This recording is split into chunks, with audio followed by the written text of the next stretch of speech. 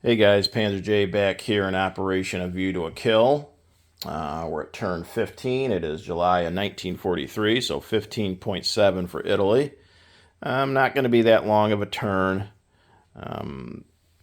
Not a lot for Italy to do at this point, but if you watched Rich's UK France turn, the Italians put up quite the defense here in Tanganyika, so took out 5 British armor, so can't complain. The Italians have made a pretty good showing of themselves in this game so far, so not bad. Okay, so on to Italy. We got our lone tech roll. We are going to try for large ship construction. That's at stage 3, and that's an 8 or higher. A 9. We do succeed and finish off large ship construction. Too bad it's not going to really matter this late in the game, but it's kind of cool to be able to say we finished that tech. Okay, so Italy has $14 to spend, and we're going to spend all of it. We're going to do 2 infantry for 6, and then we're going to finish our 2 heavy cruisers for 4 apiece because of improved construction. That's 8, 8 and 6, 14. Attacks, we do have 1. So I don't know if the Italians are at war with the Soviet Union at this point, but if they're not, they're going to declare war on the Soviet Union. And one of these Italian infantry here in Warsaw is going to come out and take this empty territory from the Soviet Union, East Poland. So you don't see the Italians in East Poland every game, so that's kind of different. Okay, so that's a buck up for Italy, and that's our only combat. So Italy, I have them at 11, so they go back to 12, and then we take a buck off the Soviet Union from 51 down to 50. Okay, so non-combat, we do have some of that. So we got our 4 Italian rail moves. So we're going to rail the remaining Italian infantry in Warsaw. That's 1. And then the 3 infantry in northern Italy. And those 4 rail moves, the infantry are all going to end up here in Denmark. So again, that's not something you see all the time, every game. Italian units in Denmark. So those 4 Italian infantry are there. Let's see, what else? This Italian Marine in Syria is going to move over 1 to northern Iraq.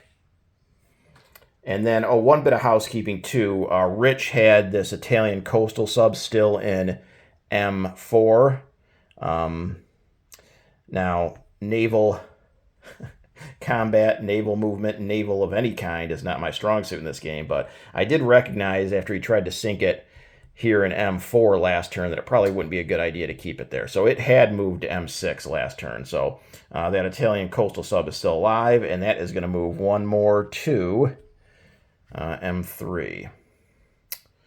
And then we've got down here in Malta, this Italian naval transport is going to come out of port there in Malta and pick up 2 Italian infantry from Tobruk and then go back in port and drop those 2 Italian infantry off on Malta.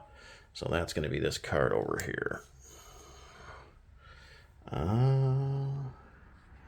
I think that might be it. We don't have a whole lot of units left on the board, unfortunately. Okay, so that'll be it for Italy for non-combat. So how about unit placement? So we've got our 2 heavy cruisers we completed, and they're going to go up here in M3. And then we've got our 2 infantry, and they're going to go here in northern Italy. And I believe, well, that was it for sure. Okay, so income, Italy spent everything. They're at 12. I don't know if, I think that British sub does constitute a warship, so I don't get my bonus anymore, but I'm not sure if it says Allied surface ships or warships. I'm not sure. I don't feel like looking it up right now. So we will say I don't get a $2 bonus for the med being clear of Allied ships. So that would leave Italy with 12 for next turn. Obviously, if that sub doesn't count towards that, then I'd have 14. So either 12 or 14 for Italy for next turn. So let's do a unit recap real quick. Not a whole lot changed, but in Malta we now have 3 Italian infantry, an Italian marine, 2 German infantry, a German militia, an elite paratrooper, heavy air transport, regular air transport, and 4 fighters. You now have Italy in possession of East Poland with an infantry, and Denmark has now got the fortification, the German militia, and the 4 Italian infantry. That should be at Sea Zone, M3, 2 heavy cruisers, and a coastal sub. Nothing else really changed. Turning things over now to Hambone and the US KMT.